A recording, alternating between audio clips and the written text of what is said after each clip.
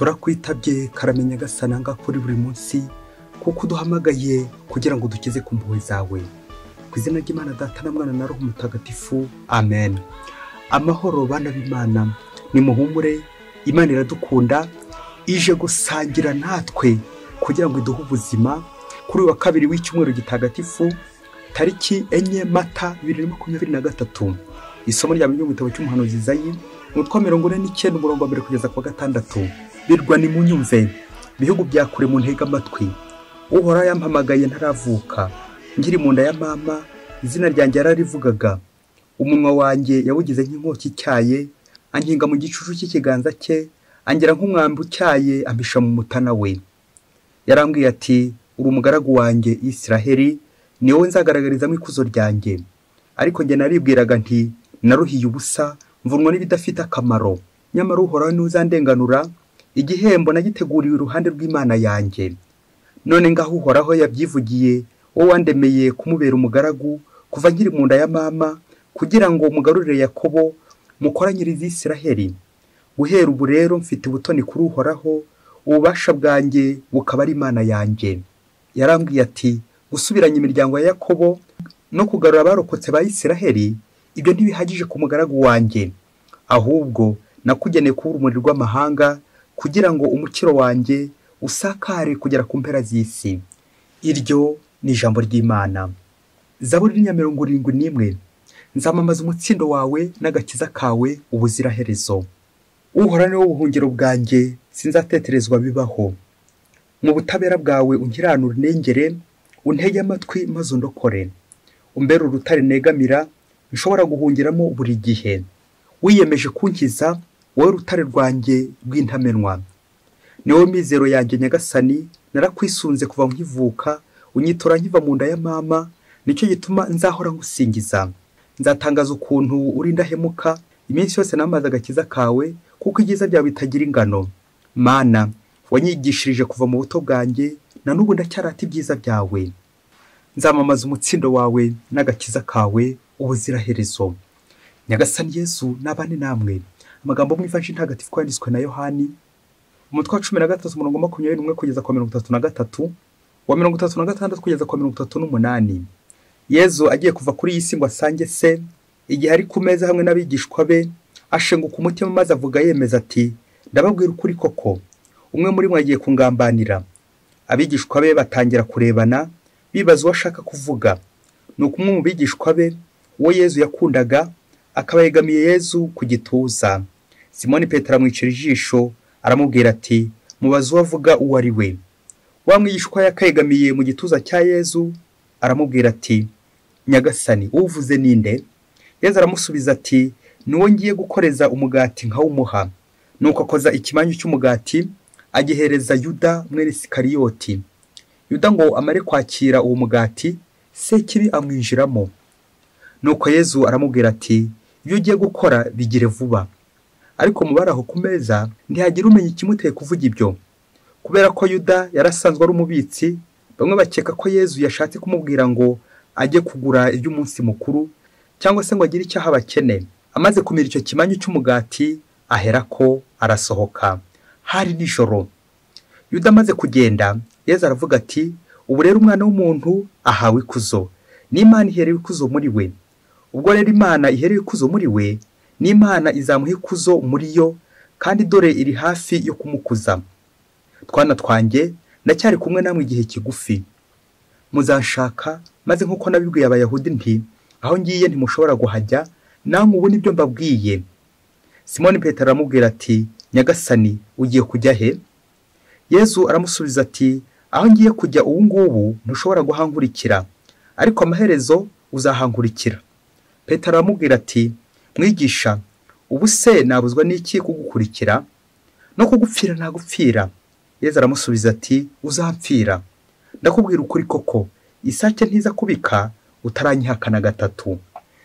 Iyo ni ivanjili ntagatifu. Bakristo bavaniwe, Yesu Kristo akuzwe. Aha tugeze ni kuri buri munsi, tugiye kwekera Nyagasani Yesu uri mu bihe bya nyuma.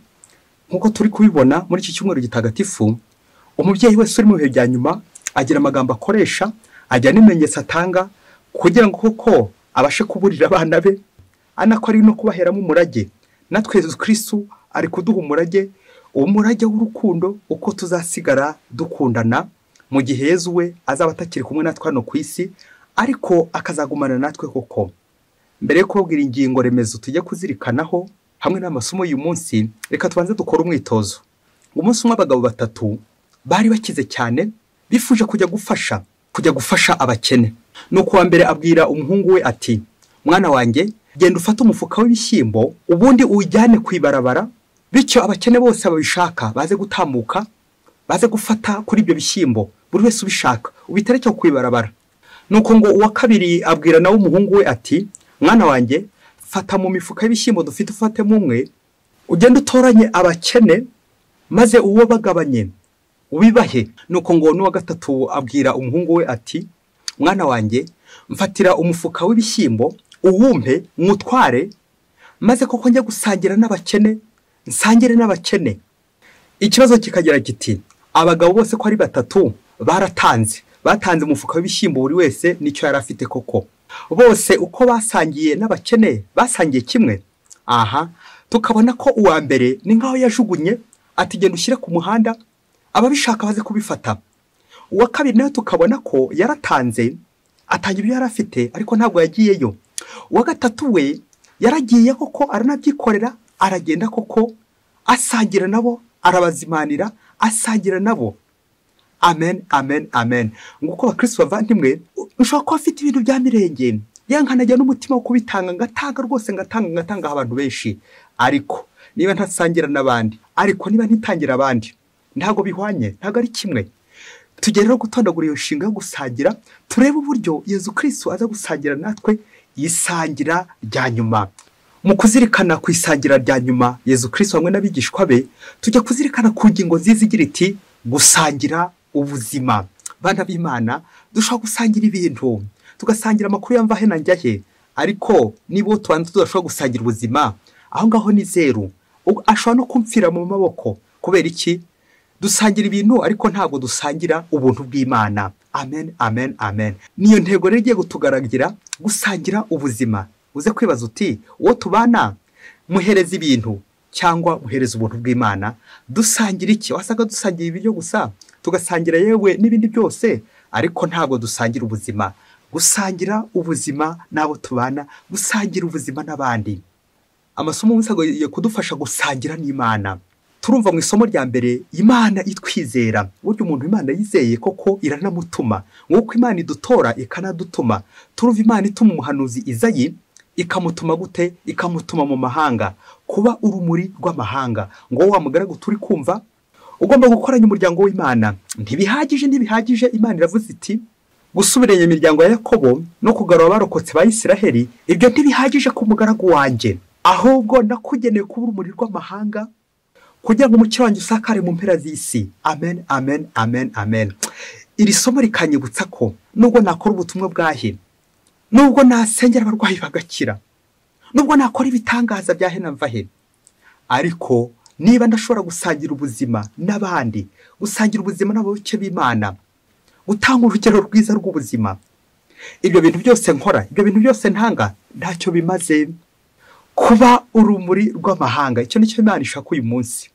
Uyu mugaragu Imana ituma ko urumuri rw'amahanga ari we Izayi, arerekeza kuri Yesu Kristo, umugaragu w'Imana nyabyo, serviteur par excellence, c'est Jésus-Christ. Uyu nguyu nyine niwe urumuri rw'amahanga, urumuri rw'amahanga. Uyu tuza kumva asangiye n'abigishwa be isangira rya nyuma. Nandi yo koko turi kuzirikanaho iyi vanjiri muri iki cyumweru gitagatifu ubwo tugeze ku wa kabiri. Ejo hashize twazirikanye l'onction, gusigwa amavuta i Betaniya, Mariya Madalena agasigaza amavuta i Betaniya. Uyu munsi noneho turakomeza none tuzirikana iryo funguro Yesu Kristo agiye gusanya n'abigishwa be ryitwa Cena Domini. Ubwo rero turi ku meza, Yesu Kristo ari ku meza n'abigishwa be. Iri ni isangira rya nyuma rero. Muri iri sangira rya nyuma haraza kuberamo ibintu bibiri by'ingenzi. Yesu Kristo araza guhishura umugambanyi ari we Yuda, ahishure n'uzamwihakana ari we Petero. Abo ngabo rero ni abandi bari mu ntumwa ze. Bigatwibutsa ko gusangira na Yesu Kristo bidahagije gusa, ya Ukarisiya dusangira, ahubwo gusangira nawe ubuzima, kutamutanga ndetse no kutamwihakana. uko niho gusangira na Yezu Kristo ubuzima, naho ubundi gusangira na Ukarisiya ntabwo bihagije, ahubwo kuba umwe na Yezu Kristo. Tuze gukura iyi foto ya Yuda wari ekonome wa Yezu, yari yarashinze umutungo. Tuze gukura iyi foto ya Yuda ukunda ibintu kurusha abantu, ukunda ibintu kurusha ubuntu bw'Imana, none agiye gutanga umwana w'Imana. Tekereza nawe nyine wa muntu musangira umugati, ariko akaba ari we ko kuri kugutera ibuye, akaba ari ugiye kukugambanira. Tuze gukura kandi n'iyi foto ya Petero uri kwereka Yezu ko atazigera amwihakana, ariko Yezu akamuhishurira ko isake itarabika uramaze kunyihakana gatatu. Nk'uko natwe mu buzima busanzwe dushobora gusangira na Yezu, ndi umukristo ndi uwa Yezu, tugakunda n'abavandimwe nkabereka koko dusangiye turi bamwe, ariko bikaza kurangira ari wowe uri kwiba, ari wowe uri gusambana, ari wowe uri gucura imigambi mibisha, ari wowe uri kwica mugenzi wawe, ari wowe uri gukora amahano. Kubera iki? Nawe uri kugambanira Yezu Kristo. Ntituze gutera Yuda wenyine ibuye, kuko natwe igihe dukora ibyaha tuvuye gusenga kandi tuba turi kugambanira Yezu Kristo. Yezu Kristo twasangiye, Yezu Kristo twari turi hamwe ku meza, isangira rya nyuma. None koko aho kugira ngo tugire urukundo, dutangiye tumanyagurana, dutangiye tumarana, dusubiye mu kacu, dusubiye mu byaha, dusubiye mu businzi, dusubiye mu busambanyi, dusubiye mu bubeshyi, dusubiye mu binyoma n'ibindi byinshi cyane bibabaza Yezu byo kumugambanira nyine. Iyo nkora icyaha mba ni kugambanira Yezu. Nguko kwihakana Yezu ku rwego rwa Petero, ntabwo ari Petero gusa wihakanye Yezu, nanjye nihakana Yezu atari mu magambo gusa, ahubwo no mu bikorwa, ibikorwa bibi bya bindi koko byihakana Yezu Kristo. Byandi byuko nyine umuntu ashobora kwihakana Imana ku buryo bubiri, mu magambo ndetse n'ibikorwa. Ubu ngubu ntibikeze kugenda uvuga uti Imana sinyemera, kuko abantu benshi twarahugutse, tujya mu kiliziya, tujya mu nsengero, tukahimbaza Imana. Ariko aya ni amagambo tuvuga, nyuma se ibikorwa byacu bimeze bite? Bimeze se nka wa mugaragu ugene kubura urumuri rw'amahanga, cyangwa koko nkora ibikorwa by'umwijima? Ngiryo rya joro Yezu yavuze. Yuda yasohotse ryari? Hari nijoro. Biba ijoro ryari? Igihe cyose ndi gukora nabi. Biba ijoro ryari ngiye kugambanira Yezu, igihe none ntaha amajoro. Biba ijoro ryari? Igihe cyose mu mutima wanjye hari icuraburindi, ndashobora kwegera Yezu. Igihe cyose mu mutima wanjye hari icuraburindi, ndi kugambanira mugenzi wanjye, ndi kubika imigambi mibisha, icyo gihe hari nijoro.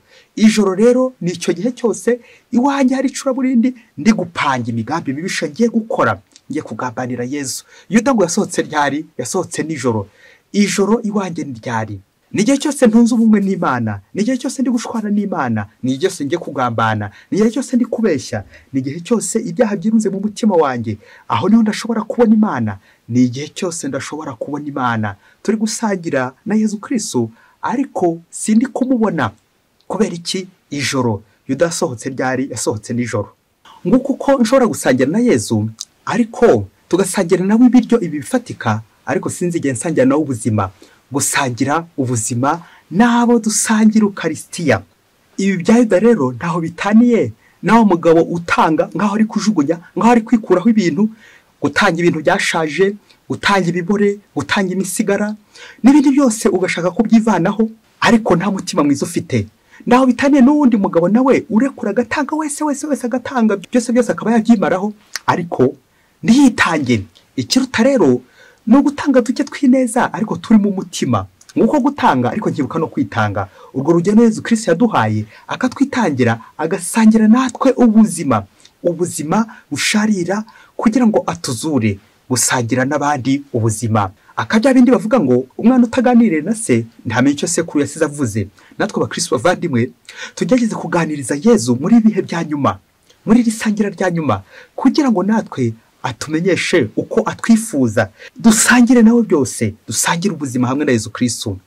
Umunsi umwe hirya kure cyane muri Afurika, ngo urugo rumwe rwari rukize cyane, barakize rwose, nanjye kuvuga baraminuje mu bukire, ariko ngo hari mu kibazo kigera kiti muri urugo ntacyo bari babuze. Barabaga mu nzu ya etaje, bagenda mu mamodoka, bafite imitungo myinshi cyane, ariko muri urugo hakaba harimo ikibazo. Umugore arafite ikibazo kiremereye cyuko nta na rimwe araganira n'umugabo we. Ibintu byose umugabo aza mwikubita imbere, ibintu byose umugabo arabikora, byose akaza nta na rimwe koko bigeze banabiganiraho. Kandi ngo bubatse urugo, bonze ubumwe, babanye akaramata, basangiye byose. Nuko umunsi umwe uyu mugore aza kugira ikibazo cyo kurwara umutima. Kubera iki? kubera nyine ibyo bintu byose agenda bamusukaho, ntabona ubw'inyegamburiro bwo kwisobanura, ntabona ubw'inyegamburiro bwo kugaragaza icyo yifuza, bwo kugaragaza ugushaka kwe, naho bwo kuvuga. Akaba rero afite ikindi kibazo kiremereye cyane tuza kuvuga mu kanya. Nuko rero atangira agisha inama, ngo agiye kugisha inama abantu batatu kuri iki kibazo koko afite. Nuko wa mbere agiye kugisha inama ngo yari umuturanyi, uko yabonaga nyine umuturanyi we atuje, umugore w'umuturanyi. Nuko ageze kuri uwo mugore atangira amubwira agahinda afite. Nuko aramubwira ati, umva rero umubyeyi, nje kukugisha inama, njyewe mpora ku miti kubera ko mpora mbabara imbere. Umugabo wanjye nubwo dukize ampereza ibintu byose, ariko iyo tujye kuryamana ndababara imbere, relation sexuelle forcée, ku buryo igihe kirekire nkimara ndi gufata za ibuprofene, ibinini byo kugabanya ububabare, kuko turangiza kuryamana nkaba nababaye, nkaba nashize, kuva amaraso bitabuze. Ubwo rero ngatinya kubimubwira kubera ko nyine mbona yandeba nabi, yandakarira koko, kubera ko atanama n'ijambo kugira ngo tuvugane, nta na rimwe koko yifuza ko twavugana, wicyaraza koko akabinkoresha numva ntanabishaka. Tumaranye imyaka igera muri 15 mbayeho muri ubwo buzima, none ari imbere harandya, ari mu mutima hakandya, umutima ukankubita, umutima wanjye uhora udiha. Igihe mbonye aje mbona nk'umuntu nyine ugiye kundya, ugiye kungira nabi, nuko namubona koko umutima ugasimbukira hejuru, sigaye mubona nk'inyamaswa pe, ndakubeshye. Araza umutima ugahita uhagarara, ubu nabuze uko nabigenza, kandi ntacyo mbuze mu rugo rwanjye, mfite ibyo kurya bihagije, arabinzenira byose. Ngaho natekereza inama uyu muturanyi agiye kugira mugenzi we, ukurikije uburyo koko ababara, uburyo ashavuye, uburyo abayeho mu rugo rwe. Nuko ngo wa muturanyi ngo aramubwira ati, mwana wa mama, nukwiyakira, wari uzi ko njyewe umugabo wanjye nta n'ikintu na kimwe mpa, urugo rwanjye ninjye rumenya, nkamenya abana banjye, nkamenya icyo baza kurya, ngahangayika nkabahangayikira, urugo ninjye rumenya njyenyine. Wicyo ahubwo aza ansaba, akansaba ibiryo, aza wari kunsaba gusa, nta na kimwe koko ajya atanga no mu rugo. Rero nariyakiriye, nawe icyo nagusaba no kwiyakira, izubu nuko nyine zubatse. No kwa mugore aragenda agiye nyine kwiyakira, ariko biramunanira, n'ubundi agakomeza afata ya miti y'ububabare y'uburibwe, nanone bikanga. Nuko bwa kabiri aza kwigira inama ati, reka njye no kubaza tante, ajya kubaza nyirasenge uburyo koko yubatse urugo. Nuko ngo ageze kwa nyirasenge, nawe amutekereza bya bindi koko ngo yabitekereje uwa mbere, uburyo koko aribwa imbere, de relation sexuelle forcée, ariko akaba atatinyuka nyine kubiganiriza umugabo we. Nuko tante nawe ngo aramubwira ati, mwana wanjye rero komera, nanjye uko mbayeho umugabo wanjye byose arabingorera, akazana ibyo kurya, ibintu byose abitereka mu rugo, abana akabamenyera ishuri, ariko nanjye ntitwigera tuvugana habe na rimwe. Rero mwana wanjye nukwiyakira, ukomere, izubu nuko nyine zubatse. Nuko wa mubyeyi nanone aragenda, akomeza kugenda yiyakira, imyaka yongera kwitera, igihe kirekire koko akomeza kwiyakira no gushirira imbere. Nuko abonye neza umutima ugiye kumuvamo, arongera nanone ajya ku mujyanama wa gatatu, ariwe marene we. Ageze kwa marene, nk'umuntu nyine umubyara muri batisimu, murabyumva namwe, niwe wari usigaye kugira ngo koko amugire inama hato umutima utazamuvamo. Nuko ageze kwa marene, atangira nanone amubwira ikibazo afite kiremere cyane mu rugo rwe. Nuko marene aratangira amubwira uburyo bune abayeho.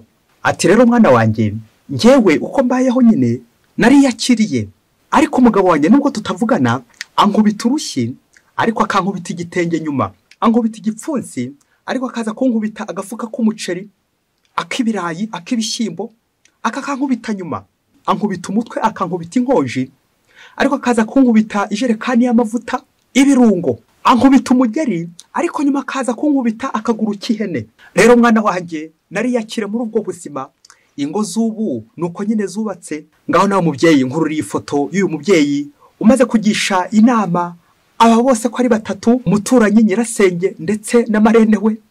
Arabigenza gute? Nuko wa mubyeyi aragenda koko aguma mu rugo rwe, akomeza kwiyakira. Wa mugabo we nanone yaza koko umutima ukadiha, ugasimbukira hejuru. Kubera iki? Agiye kumuhata. Ntibigeze baganira, ntibigeze amutegura, ntibigeze bavugana, byose ni ingufu, c'est par la force. Nuko igihe kirekire uwo mugore ari muri ako kababaro, kugisha inama aragerageje aho bishoboka byose, ntako atagize, abura uko yakwiyakira muri urwo rugo rwe. Igihe cyaje kujya noneho nanjye kuvuga ku bw'indunduro, wa mugabo koko araza. Urumva wa mugore yararwaye umutima, nuko wa mugore koko amubonye bitewe n'ibyo aramubwiye nyine ajye kumukorera, nuko wa mugabo koko umunsi umwe ngo araza aje kuryamana n'uwo mugore we nyine. Wa mugore uko yakaryamanye nawe igitima gitangira kudihakira, abonye uwo mugabo umutima uradihura bikomeye cyane. Nuko ngo hashize amasegonda 3 umugore ati nukunanganaga, ubwo nyine ahita ashiramo umwuka, wa mugore nyine umutima usimbukira hejuru ngo pa, ubundi umwuka urarangira. Bakristo bavandimwe, Yesu Kristo akuzwe. C'est ça la force. Nguko abantu benshi babayeho ku ngufu, bafashwe ku ngufu, ntago binyagambura, bahuye n'abanyagitugu batsikamira bakabatsigingiza, ababarusha amaboko. Nguko ushobora kubana n'umuntu akaguhereza ibintu byose ariko agakwima ikintu kimwe gusa, agakwima umwanya we, sa disponibilité, agakwima uruvugiro, droit d'expression. Ntimuzigere muhura, ntimuzigere muganira ngo nuko ingo z'ubu zubatse. Wasanga nawe urugo rwa ruko rwubatse, wasanga urugo rwa nawe ruri mu marembera nguku, ukazisanga umugore wawe yapfuye, yapfiriye ku gitanda, yapfiriye ku buriri. Kubera iki? Umutima muvuyemo nyine, wamukuyemo umutima n'ibihaho uzazubyitwarire. Ese muri aba bagore uyu mubyeyi yagiye kugisha inama, ninde mugira inama nyayo? Aha, ngo no kwiyakira. Ese mugabo wowe iyo ubaye mu rugo rwawe uri gutegeka gusa, uri kuvuga gusa, nta n'ugusubiza, wumva wowe nta kibazo ufite? Ubuso bugambanye, nta bugambanyi bureze ubu ngubu. Nguko abantu benshi bavuyemo imitima kubera abagenzi babo babana, ntago basangira nabo ubuzima. Ikibazo cyo gusangira n'abandi ubuzima, abo mubana, abo mukorana, ibyo uvuga, ibyo utekereza, ntugire n'umwe mwasangira, ntugire n'umwe mwasangira ibitekerezo. Ukumva nkaho ibyaho koko ari byo bihanitse, kuva nkaho ibyaho koko ari byo biruta iby'abandi. Na niyo mpamvu nyine kubera amafaranga, kubera igitugu, kubera ububasha, uzagenda uzana igitugu cyawe. Umugabo nkubita umugeri ariko akankubita igitenge, akankubita agafuka k'umuceri, akankubita itako ry'ihene, akankubita ukuguru kw'ihene. Mukristo muvandimwe, nguko abantu benshi dukunda ibintu kurenza abantu, kurenza n'ubuntu bw'Imana. Mbega bayuda bakunze amafaranga bigeze aho bagambanira umwana w'Imana. Iryo joro uko gukunda ibintu, nkaba nahereza abantu ibintu byose ariko nkabima ikintu kimwe, nkabima ubuzima bwanjye, gusangira ubuzima n'abandi. Ese mugabo mugore, ujya ufata ikiganiro mu rugo rwawe kuko ukisanzura no mubana, bandi mubana mutavugana, bandi mubana mubanye nk'ibiti, mubanye nk'imisozi, muzavugana ryari? Uzi ko ushobora kubana n'umuntu afite ibibazo, ari wowe wakamubonera igisubizo, ari wakamubera igisubizo, ari ukaza gusanga koko uri nyamwongera bibi, uri nyamwongera bibazo. Afite ikibazo kimwe ariko uri kumutera ibindi gihumbi. Kubera iki? Uramutegekesha igitugu, nta gushaka ko nyine musangira. Nibwo nyine azahora kuri za biprofene, agahora agabanya ububabare ariko bikanga, agahora ashirira imbere, aribwa imbere ariko bikanga. Ni kangahe mu ngo zacu tubanyeho kuri ubwo buryo? Par la force, ibintu byose nkabikora par la force, n'imbaraga zajye n'igitugu cyanjye, ariko nta mutima namurimo, nta mutima mwiza urimo, nta bwumvikane burimo, nta kiganiro kirimo, nta communication irimo. Ngicyo bakristo bavandimwe tugomba guharanira. Yuda yabuze communication imbere ya Yesu, Yuda yasangiye na Yesu ariko ntabwo Yesu yigeze yinjiriwe, ntabwo ashatse kwinjiza Yesu we, ntabwo ashatse ko basangira ubuzima na Yesu. Ngiki kibazo cya Yuda, ngiki kibazo cya Petero nawe ugiye kuza kumwihakana. Ibyo byose bigatuganisha natwe uburyo tubayeho mu ngo zacu, tubanyeho ku buryo bw'igitugu ku muguruko ariko tudashobora gusangira. Uyu munsi nanjye nkora umukoro, ndi kugana kuri Pasika Yesu Kristo. Yesu Kristo arashaka guhita iwanjye, gutambuka iwanjye, gutambuka mu rugo rwanjye. Reba koko niba nawe udafite iki kibazo gishobora gutuma mugenzi wawe umutima umuvamo, gishobora gutuma mugenzi wawe arwara umutima, ahangayika. Kubera iki? Kubera wowe ninjye uri kubitera, ninjye uteza ibibazo mu rugo, ninjye uteza agahinda mu rugo, ninjye uteza ububabare mu rugo, kandi ari njye wakagombye kubabarira mu rugo ngafata iya mbere. Ngubwo rero kuba umukuru, nguko gusangira na Kristo, gusangira n'abandi ubuzima. Mukristo muvandimwe, uyu mwitozo njye kurangiza kuwukora. Reba umuntu mubana, urebe koko namwe ari mwicara na rimwe ngo muganire. Ntago uzi niba ari imfubyi, ntago uzi uko yakuze, ntago uzi uko Yesu yamugiriye neza, ntago ibyo bizi. Kandi ngo murabana mumara imyaka irenga 15 ariko ntago uzi ubuzima bwe. ubu se wawumumariye iki? Niko uzabona umutima umuvuyemo atarapfuye ninde umwishe? Ni wowe umwishe, kuko ni wowe koko utaramuhaye umwanya. Guha bagenzi bacu umwanya, gusangira n'abandi ubuzima buri munsi, no gusangira na Kristo umwana w'Imana. Mwese Imana ibamumugisha, Mwana Data na Mwana na Roho Mutagatifu. Amen. Hadisi ukomansi wa diocese ya Cyangugu.